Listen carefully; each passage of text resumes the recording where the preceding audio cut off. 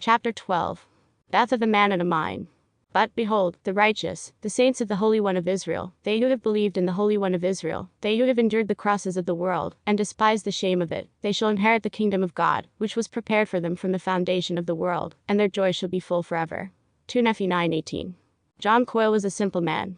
His desires in life were few, and so were his possessions. He was mild-mannered and soft-spoken, and when he was asked a question, he often hesitated for a few moments before giving an answer. He was always willing to listen, as well as to talk, and yet he would never force his opinions on others. He was a rather short man, stoop-shouldered from a lifetime of work and a vast array of burdens. His country-style speech was homey, with a sort of wry wit, which always put a distinct twinkle in his eyes. His kind manners and cordial friendship quickly won the love of all who knew him.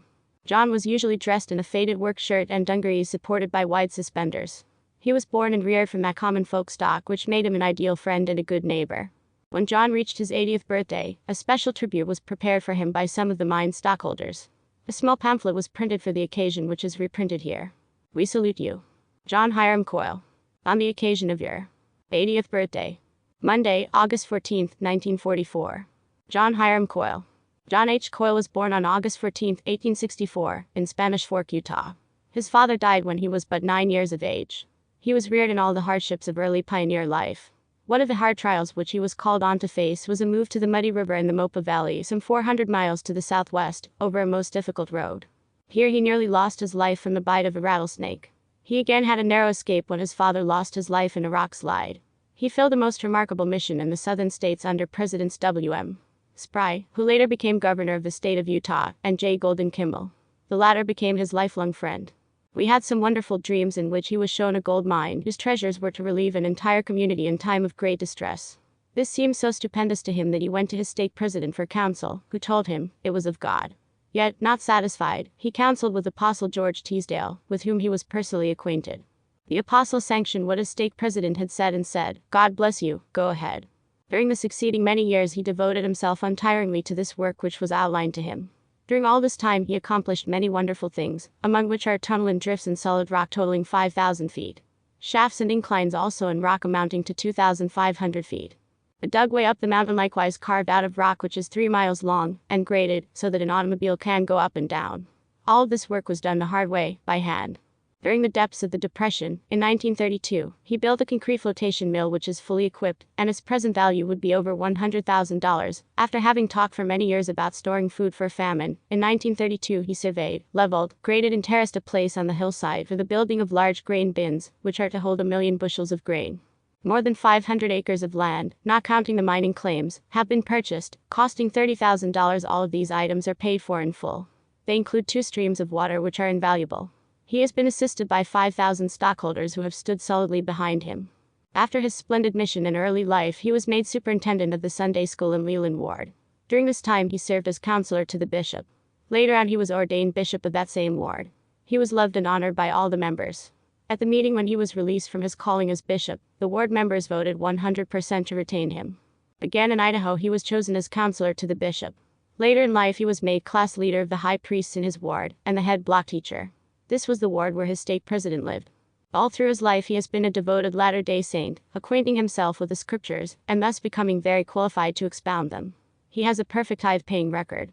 He has a numerous posterity, all of the members of the church, and not one who uses tobacco or liquor. And now, Bishop Coyle, your stockholders salute you on this your 80th birthday, and we pray that you shall live many happy years to enjoy the fruits of your labor, and complete the tasks that you have so nobly carried these many years. A tribute to John Hiram Coyle on his 80th birthday. August 14, 1944. The roof was made of willows. The floor was made of earth. We're 80 years ago today. This great man had his birth. Throughout the days of childhood, evil forces lurked nearby, in an effort to destroy him. But a power from on high kept him safe, his footsteps guided. Well, he grew from child to man, as his life was very precious to the great eternal plan. For his daily bread he struggled, and his earthly goods were few. But his faith and honest effort proved his heart was staunch and true. 30 years had passed away, when one night he had a dream, and a messenger imparted unto him a task supreme. Well, he took him through a mountain, which was precious, sacred ground, and he showed him all the places where rich treasures did abound. Then he gave him much instruction, where to work, and how to mine, and convinced this man we honor that his mission was divine. 20 years he worked and labored. Then, one January night, from deep sleep he was awakened. In his room there came a light, and two messengers stood by him. Will, the taller of the two, spoke to him in careful detail of the work he was to do. For 2 long hours he listened, sitting upright in his bed. He was told about the dreams he dreamed, how he was being led by higher powers than his own on each step of the way. They told him they would guard this hill until that glorious day when these rich treasures should come forth, according to the plan, to bring relief and untold worth and benefit to man. Now 50 years have passed away. The road's been rough and long, the persecutions many, yet still he presses on. Though church and state and nation have assailed him left and right, and evil forces threatened to destroy, put out his light, he has never lost his courage. He's been honest, loyal and true, for he knows with all his heart and soul that God will see him through. Virginia Lindsay Thomander. The tribute was well deserved, although it was one of the few honors he would ever receive in his lifetime. In less than 4 years from its publication, he would be dead. The story of his life is a complex one, mostly because of his conflict with those who were determined to be his enemies. The very persons whom he made his greatest efforts to befriend were those who dealt him most of his troubles. Many stockholders seemed confused over the division between believers and non-believers among church leaders. How, they asked, is it possible that a split in believers could cause a rift all the way up through the first presidency of the church? Some leaders said the mind was of the evil one, while others prayed and received answers and testimonies that it was of God. But there were many reasons for such a division. When the church is in harmony with the laws of heaven, then it is the proper order of things to have God speak to and through the head of the church. However, if church leadership seeks to back away, or excuses themselves from obedience to any of the laws of God, then they are out of order, and God will go elsewhere to find people who will listen and obey him. The prophet Joseph Smith confirmed this by saying, If Zion will not purify herself, so as to be approved of in all things, in his sight, he will seek another people, for his work will go on until Israel is gathered, and they who will not hear his voice, must expect to feel his wrath. TPJS, page 18. By the turn of the century, it became evident that all things were not approved of in his sight. Church leaders began to discourage the gathering of Israel and belief in and practice of other important doctrines. It was very apparent that Bishop Coyle would never get to have a hearing with the first presidency of the church, because they continued to grow more and more hostile towards the mind, with each successive church administration. Likewise, these men would never have a chance to hear the message the Nephite messengers told the bishop during the hour and a half. Now it would be the duty of the third Nephite to deal directly with the church leadership, when the time was right. They would eventually be released from their offices to their shame for the manner in which they had treated the revelations of God. Nevertheless, he was given to understand by the powers guiding the mind, that these men would, in the due time of the Lord, be removed from their high offices, and others would replace them who would cooperate hand in hand in complete harmony with the operators of the mind, so that this great work of the Lord might see a full and complete fruition of all its destined purposes. And the mission of this sanctified project would not fail, but all the sacred and special causes would be served for which these choice records and treasures had been reserved throughout so many generations of time, by a wisdom above that of man's. Bishop Coyle was shown that when vindication came, a complete setting in order in the church would be at hand. This, he said, was shown to him by the prophet Joseph Smith himself, who clearly demonstrated to him that not one single general authority of the old order would be left, but that all would be removed, and that new ones called of God would replace them. The Dream Mind Story, Pierce, page 86. When the church and its members were sorely pressed for money during the Depression of the 1890s, the Lord spoke to Jesse Knight, rather than to the president of the church, and relief came to the church and its members through Jesse Knight's mind. When the church and its members are brought into the great financial collapse of this nation, they will also know that the Lord spoke to John H. Coyle, when relief comes to the church and its members from his mind. When the prophet Joseph Smith came to Bishop Coyle, he said, "Come, Bishop, I want to show you something that I am going to do." Joseph went to the leaders of the church and began to release them one by one, and replace them with some others. Finally the bishop said, "Brother Joseph, are you going to let them all go?" The prophet turned to him and sternly replied, "Every last one of them. They had their chance, and they failed." This setting in order would include many people in many positions, because the bishop said it would be first the church, then the state, and then the nation. All of these would be brought up standing to judgment like a wild colt is brought to a snubbing post. The scriptures abound with references to the Lord setting his house in order. It shall be one of the most important events of the last days. To believe in this event, it requires much faith and an understanding of the scriptures. Man must prepare themselves mentally and spiritually for those crowning events, for God shall again speak from the heavens to reveal his will, and to direct the affairs of men on earth in great power. In May 1949 the bishop became sick, and although he was extremely ill, he fought for life. But he knew that he was not going to live much longer. He had received a dream indicating that his life's mission would soon come to a close. As his last days approached, he would have Dean Dallin take him down to the Second Ward Chapel, where he had last been a member. He could not see what was going on because his eyes were dimmed from sickness, cataracts, and age, so he would ask Dean if the chapel was being torn down yet. When on one of these trips, Dean assured him that the chapel was now being torn down, and the ward members were using the high school auditorium for a chapel, until a new one could be built. Bishop Coyle then felt that he was ready to die. In a few days, he took sick again and was taken to the hospital for the last time. The Dream Mine Story, Pierce, page 98. Drilling out the main shaft, tunneling for the Five Fingers, construction of the mill, and all the other work, had finally been completed, just as the bishop saw it in 1894. All that remained was the firing of those few rounds of explosive charges that would bring in the ore. But this was yet in the future. The bishop's mission in mortality, however, was finished. The mine would now fall into that void of dark clouds as he saw in a dream, which would completely cover the sky and the mine. Bishop Coyle had become bent from the burden of many difficult years of work and toil. Now the old warrior lay sick on death's door, and life was ebbing away. He would soon find the peace and rest that only the righteous will ever know. As he lay quietly on his deathbed, suddenly his eyes widened and he looked upwards. With an expression of rapture, he cried, "Joseph, Joseph, Joseph." Then the last light and life of Bishop Coyle was gone. Here was a man who knew and talked with Joseph Smith, the prophet. The bishop had taught and honored the gospel as it was revealed to the prophet Joseph. Now as he passed into the world of spirits, he like Brigham Young uttered those same words at meeting again their beloved leader and friend. John H. Coyle dies at age 84. An official notice of the bishop's death appeared in the Deseret News. It was not an ordinary obituary, for it was placed on the front page of the second section of the paper. It read, Spanish Fork John Hiram Coyle, 84, president and promoter of the so-called Dream Mine in the mountains east of Spanish Fork, died Tuesday, May 17, 1949, at 9 a.m. in a Payson hospital. He had been in the hospital since last Wednesday when he suffered a heart attack. Mr. Coyle was founder and president of the Coyle Mining Company, which promoted and operated the widely known Dream Mine. While the company was organized more than 50 years ago, the mine has always been on a prospect basis. In promoting the mine, Mr. Coyle claimed divine guidance. He repudiated all such claims in a public statement January 7, 1947. He was excommunicated from the Church of Jesus Christ of Latter-day Saints, April 16, 1948, after conviction in a church court on a charge of insubordination. He had been conducting meetings contrary to the order of the church. Mr. Coyle was born August 14, 1864, at Spanish Fork, a son of John Hiram and Anita Hillman Coyle. He received his education in the Spanish Fork schools, and spent a few years in Idaho ranching. He was married to Emily Arvilla Holt, December 9, 1884. She preceded him in death. He at one time served as bishop of the Leland Ward in Spanish Fork. Surviving are 7 sons and daughters. John Leroy Coyle and Merrill Scoville Coyle, Spanish Fork, Ross Fielding Coyle, Mrs. Sarah Evelyn Stout, Mrs. Alinda Duke, and Mrs. Emma Winward, all of Burley, Idaho, Mrs. Lucille Waite, Pocatello, and about 15 grandchildren and several great-grandchildren. Deseret News, May 19, 1949. Funeral services were held in the local school auditorium at Spanish Fork. Mourners filled the building to an overflowing crowd who came to pay their last respects to this prophet of God, perhaps the last of his kind in this generation. The local church authorities had no jurisdiction over the high school, so they were powerless to deny them the use of their chapel, and from among his friends, there was plenty of priesthood authority to give the service all the sacred touch it needed.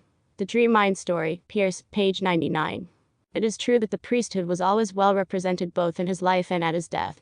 Those few men in this dispensation who could speak to God and receive an answer were the men who acknowledged Bishop Coyle as an inspired servant of God. Besides such men as President Anthony W. Ivins, Apostle George Teasdale, Apostle Matthias F. Cowley, President J.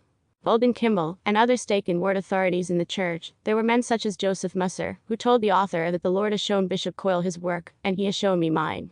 Lauren Woolley also never spoke against the bishop even, saying that riches would come from that mine and others for the benefit of the saints. Burial was in the Spanish Fork Cemetery. Joseph E. Geertsen, that man who stood so close to the bishop in his last days, dedicated the grave. LT was a dedication, a prayer and a prophecy, for he said, ... By the authority of the priesthood, we dedicate this ground, and this casket, and the clothing, the robes and garments, and the body that is resting here, that no evil power may harm or disturb or mar this resting place, until, Father, thou shalt call forth his body to unite with his spirit, to accomplish his mission yet upon this earth. Pierce, page 102. The day after Bishop Coyle died, Quayle Dixon, secretary of the mine, ordered a shutdown of all operations on the hill. Phil Tadge became president of the mining company for about 6 months, at which time he was replaced by Quayle Dixon, who retained the leadership position until just before his death December 4, 1988. He was often questioned by church authorities and threatened with excommunication, but it was never carried out. Many people ask the question of why the mine has not yet produced any ore. This same question was asked Bishop Coyle by Austin Fife, who wrote, "If you ventured the question which you thought would be the most embarrassing to him, how do you explain the fact that although you have dug for 40 years, the mine has not yet produced a single ounce of pay dirt?" You were surprised by an answer that betrayed neither embarrassment nor lack of hope. The mine is to produce only when the financial structure of the world is about to collapse. It will begin to produce just in time to save the saints from the economic ruin that will wreck the world. Saints of Sage and Saddle, 5 pages 283-84. Christ never saw the triumph of his church while he lived, the prophet Joseph Smith never saw the redemption of Zion while he was alive, and Bishop Coyle never realized the materialization of the ore deposited in that mountain. But in the last days they all shall see the fulfillment of their vision. Brigham Young saw in vision and subsequently directed the labors for the construction of the Salt Lake Temple. Though he never lived to see the completion of that magnificent work, it took workmen over 40 years of drilling, carving and hauling rock. Yet he had hopes of seeing that temple built in a manner that it will endure through the millennium. J.D. 10-254. Bishop Coyle saw in vision and then directed the labors of the mine, and he too never lived to see the completion of that project. Workmen have labored on the mine for over 84 years, drilling, carving and hauling rock. Both the temple and the mine were divinely inspired, both were dedicated to the salvation of men, one for the spiritual, the other for the temporal. Both were labors to last into the millennium. Before John Coyle ever struck a pike into that mountain, he was told that the mine would come in when the world was in a chaotic state, when famine, war and pestilence were about to pose a threat to all mankind. Why then do people judge the lack of ore in prosperous times as a way to determine that it is a fraud? Everything about the mine has taken place just as the bishop prophesied that it would. Even this long shutdown was one of the major prophecies that had to come to pass. The enemies of that work are gloating over the bishop's death, just as they did when Joseph Smith was killed and when they crucified the Son of God. They assumed that it would be the end of those spiritualists, rebel-rousers, and fanatics. But their work is still proceeding slowly but effectively. It is a time of trial. It is a time when God is employing the most severe form of test to his people. Only a few are becoming diamonds in the rough, those precious stones that look like the rest of the gravel, but who, in the day of the Lord's return, shall become those polished gems of which he said he'd make up his jewels with a polish and beauty that would endure forever. How significant and symbolic is the story of Joseph in Egypt in comparison to John H. Coyle. Joseph was denounced as a dreamer and was cast off by his brothers. But it was through the gift of dreams that Joseph brought honor and salvation to the house of Israel. Through his gift of dreams, God was able to provide food for a 7-year famine. Even his brothers, who had rejected him and his gift of dreams, came in repentance to acknowledge that God had indeed spoken to him. Also, the great patriarch over the Israelites, Jacob, came to pay honor and to be saved from the famine. It was through Joseph that the house of Israel was brought together, and Joseph gave them food and prosperity. Through his gift of dreams, they were saved from disaster. Because of the gift of dreams, John Coyle was cast out by his brethren. But in the day of distress and famine, his brethren will repentantly acknowledge that God had indeed spoken to him. The children of Israel will again be gathered together, and they will be fed while famine and pestilence ravage the world. In that day, John H. Coyle shall receive the honor that was denied him, immortality. When Bishop Coyle died and the mine was closed, only a caretaker, an occasional visitor, or a few stockholders doing assessment work were seen on the mountain. This was the beginning of the dark clouds that would overshadow the mine. The workmen had left, and most work had stopped. No more Thursday night meetings would be held. Bishop Coyle was dead, and the mine was dying. But some work had to continue, as an annual assessment of $8,000 worth of work was required to continue the leases in the property. Much was done on the outside of the mine, but some felt that another attempt should be made to reactivate work in the mine. A letter was written to the stockholders by Lyman S. Wood for a meeting to be held on May 8, 1950, in Spanish Fork. It was an attempt to resume work in the mine with men and materials. This meeting never accomplished much because of the lack of interest and failure of sufficient numbers to be represented. On May 27, 1950, a letter was written to the board of directors from the advisory board with a 4-point recommendation. 1. The mine should be removed from a closed-down condition, and money and men should proceed with the objective of reaching the ore. 2. Elections for the board of directors should be held on June 17. Members of the board must be sustained by common consent of popular vote. 3. All stockholders should be notified of the forthcoming election, and work should proceed even if a quorum majority is not present. 4. A reply from each of the directors to the chairman of the advisory board, Joseph E. Geertsen, was also requested. The next 5 years were very difficult ones, with leading stockholders being divided on what should be done at the mine. It was very difficult to come up with even the money for taxes. A flurry of short-lived activity came in 1955, when Quayle Dixon, who was elevated to the board of directors in 1950, began receiving several letters from an Al Sinclair in Texas. Sinclair requested a sample of ore from the mine. Later he bought several tons at $100 a ton, which he processed into a compound for acidless automobile batteries. The next year Sinclair visited the mine and exhibited an interest in it and its potential. During the winter of 1956, work was started again, and the rails, pumps, and ladders were repaired or replaced, which led down into the winds. 100 feet of water was pumped out, and excitement was mounting only to fall with the pump which broke and allowed all the water to again fill the winds. According to Bishop Coyle, there would be an earthquake which would drain the winds when the time should come for it to be worked. The discouraged miners probably took the incident as a warning, so they proceeded back to the 200-foot level and sought for ore. None of the ore realized any values in their enthusiasm, and their finances were nearly exhausted. Work was temporarily halted until the spring of 1958, when Al Sinclair made a new announcement. He convinced the mine leaders that they had misunderstood Coyle, that it was necessary to first realize commercial value from the vast quantities of ore already taken from and stored in the mine. He proposed the idea of manufacturing a soil conditioner from the ore. By now many of the directors and stockholders were convinced that Al was one of the three Nephites. Although some of the stockholders had seen Sinclair smoking, an old Lamanite habit, and reports came back that he was teaching a Protestant Sunday school class in Texas, these things did not seem to dampen their faith in him as a Nephite. Others, however, claim that after Bishop Coyle passed away, spirituality at the mine also died. Tons of ore came from the mine and were used as a soil conditioner or fertilizer on gardens and lawns. This was not what the mine was intended for, but some of the stockholders were enthusiastic. Another idea was advanced for use of the ore. If a nuclear bomb was dropped, this conditioner would thwart the radioactive fallout. By 1960, plans were being made to market the material under the name of Cameco, an abbreviation of Coyle Mining Company. Their hopes and expectations were to distribute their new product worldwide. Needless to say, Cameco never met the international market, and operations at the mine soon returned to the usual assessment work. March 21, 1961, was the anniversary of the incorporated Coyle Mining Company. If a majority of stock could be represented, then an amendment to the articles of the mine could have extended the incorporation, and also continue the name of the company. However, that was not accomplished, therefore, the directors allowed the old company to become defunct. They decided to organize a new corporation called the Relief Mine Company. On April 12, 1961, the articles of incorporation were filed with the Utah County Clerk and Secretary of State. The Coyle Mining Company was now dead. The Coyle Mining Company was the name that appeared on all stock certificates, but because of the constant reference to the manner in which the mine was begun, it was soon called the Dream Mine. While the bishop was alive, and while the company existed under a 50-year incorporation, the mine continued on a prospect basis. After the reincorporation, the name was changed to Relief Mine. It is still called Dream Mine by most stockholders, since it is still in its preparatory stages. However, when the great strike of riches is made, it shall fulfill its mission for the relief of the poor.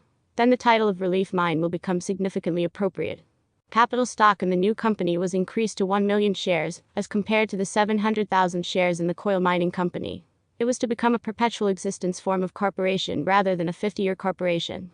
The old stock could be surrendered to the secretary of the Relief Mine Company for cancellation, and may receive in exchange a like number of shares. In the latter corporation, however, these transactions had to be made within a 7-year period from the date of the announcement. Since a stockholder was required to have 1,000 shares of stock to qualify as a director, Al Sinclair was given the necessary stock to qualify for the position, and was then added to the board of directors. The others were Quill Dixon, Douglas Dixon, his brother, Homer Harwood, Horace Bro, and Laver Hooley was the secretary. The bishop often told the story of the dream about a little patch of blue sky, which was a prophecy concerning the last days of the mine. I heard the bishop relate this dream while I was visiting with him one night. One of the board of directors came to his house to see him that evening, and the bishop seemed very intent in relating this dream to this director. Dark clouds began to gather until they had completely covered the sky. The whole heavens appeared to be black with very little light around. Everything was engulfed in darkness. Then I looked northwest toward the point of the mountain, and I saw a small patch of blue in the sky. Then it began to grow. Suddenly it pushed all the darkness away, and then the whole sky was blue and sunny again. This was the bishop's dream of the long shutdown at the mine. Then in a priesthood session of the 140th Annual Conference on April 4, 1970, President Harold B. Lee read the statement of 1913 to reaffirm the church's position. It was a sort of coup de grace for the mine. So, today is a dark day for the mine, but a prosperous one for the church and the rest of the world. All leading nations are reveling in prosperity, but they are increasing in wickedness. Crime, corruption, and conspiracy are bringing the nations of the earth to destruction. Men are bought and sold in high places gold, and governments are being traded or confiscated through the powers of deception and darkness. So subtle and successful are the influences of these secret combinations, that the devil has gained nearly total control of the world. These things are happening according to the prophecies of Bishop Coyle, but soon the greatest of his prophecies will be fulfilled.